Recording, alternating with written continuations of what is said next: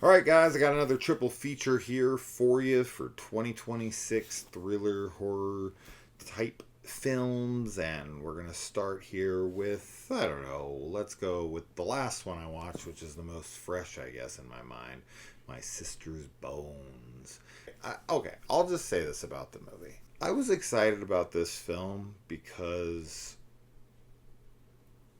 one thing that horror rarely ever does is typically horror movies use a very young cast, and any older actors are always, pushed off to side characters, moms, creepy people, whatever. Rarely do you see older people as the main protagonists of these films, and when it happens, I'm always excited about that. And that's what we got going on here with this movie, where you have a woman who's suffering from like PTSD. We get some past traumas. She's coming back from something that's happened, and she is talking to this woman played by Olga Kurylenko, who's the most familiar face here. I have seen other people in this movie before, but that's the only one that I can really like name. But this is a really, really slow burn. Great acting. That I will definitely give the movie credit for. It's also very well shot. The story just felt fairly fractured for me. I know that that might be in an attempt to convey her mind. It also kind of jumps around and it goes from one character's perspective to another, and it does so at such a late date in the film that I was like it was jarring to me, and I think it was trying to make a swerve. And then there's some conveniences, and then also you're kind of like, wait, this is sort of hard to follow for me. I honestly was a little lost at certain times, because as I said, like it just kind of it's kind of all over the place.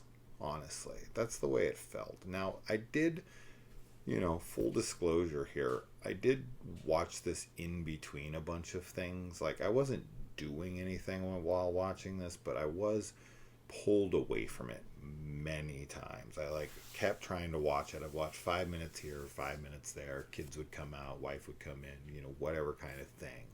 And so I did, my watch itself was fractured. So maybe that hurt the experience, but as far as like horror goes, there's like some very little. It's much more of like a thriller, but ultimately a drama about trauma, a trauma.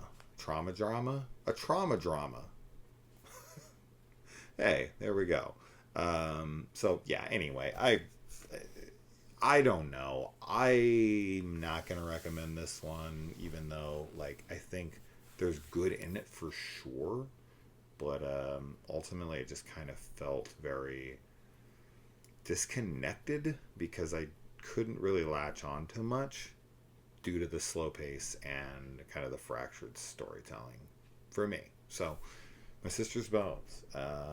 Yeah, that's the first. Next up, let's talk about Grizzly Night. So, Grizzly Night is a true story. It takes place during the 70s, I think. Is it earlier than that? Something like that. I know it has Breck Basinger in it, who's not related to Kim. She plays Stargirl, which is probably the main place I know her from. I think I also saw her in something else recently, but I watched the first season of that with my kids. So when I saw her, I was like, oh, Stargirl.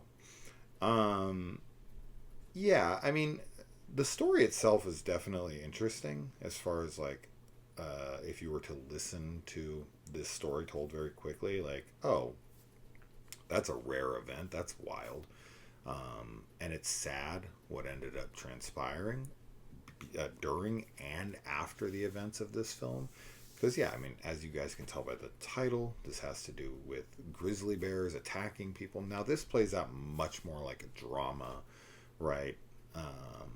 It's much more of a retelling of events, it does try to do some scenes thriller-ish, but it's trying to focus more on the drama and the tragedy And man, let me tell you, there is a scene that is fucking tragic in this. Like, I was very surprised by it when it happened, because I was like, oh, this is gonna go this way, and it's like, no, it doesn't. And I don't know, I just, that actually really fucked me up in the moment, being like, oh, this is a true story too. That's even more fucked up.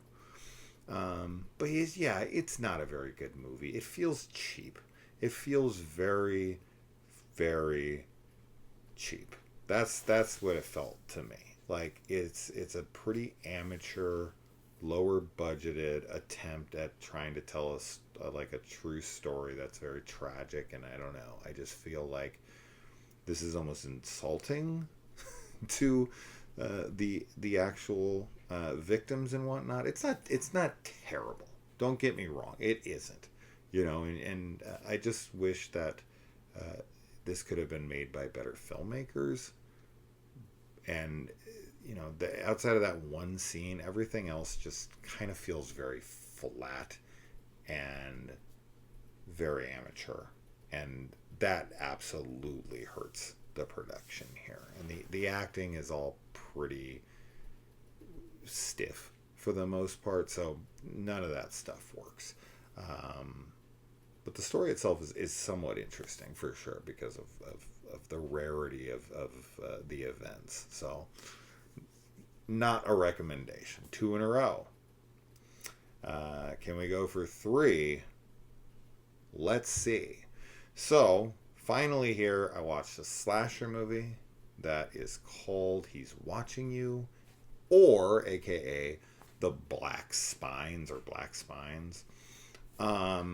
So I made a video about this. You guys might have saw it. It was a short talking about the casting from this film, which was hilarious to me when I was watching it. It was fucking ridiculous. They had this like young, like really good looking, clearly in shape buffalo dude as like the nerd. They were putting like a baggier shirt on him, which at times you could see it like it was pulled against him if he moved in a certain way, and you could see it was like buff underneath.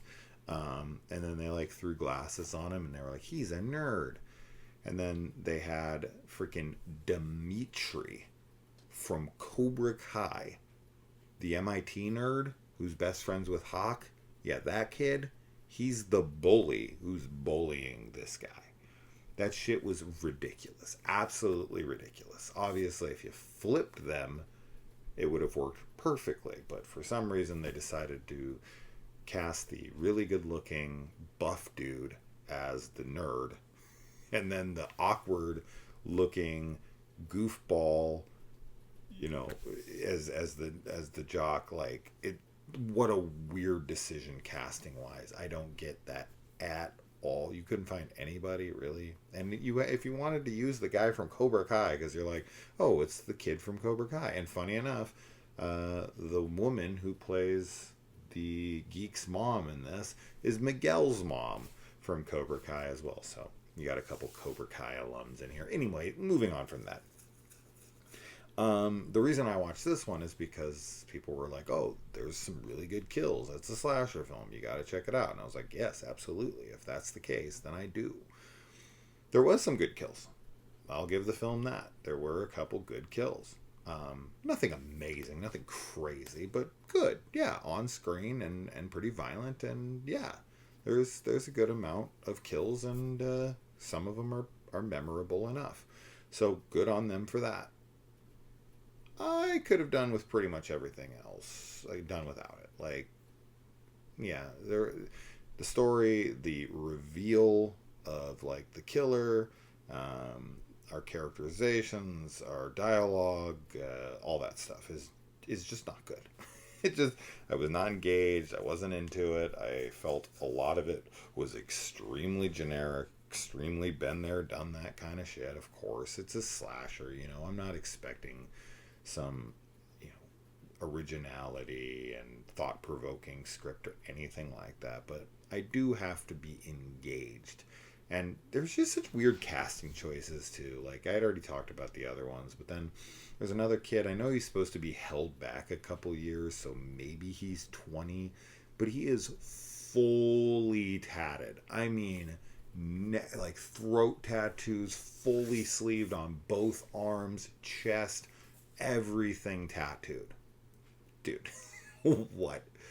How many guys do you know that are 20 years old in high school and are fully tatted neck down? That was ridiculous. But whatever. Is it possible? It's possible. So I guess if he's 20, he absolutely could be fully tatted.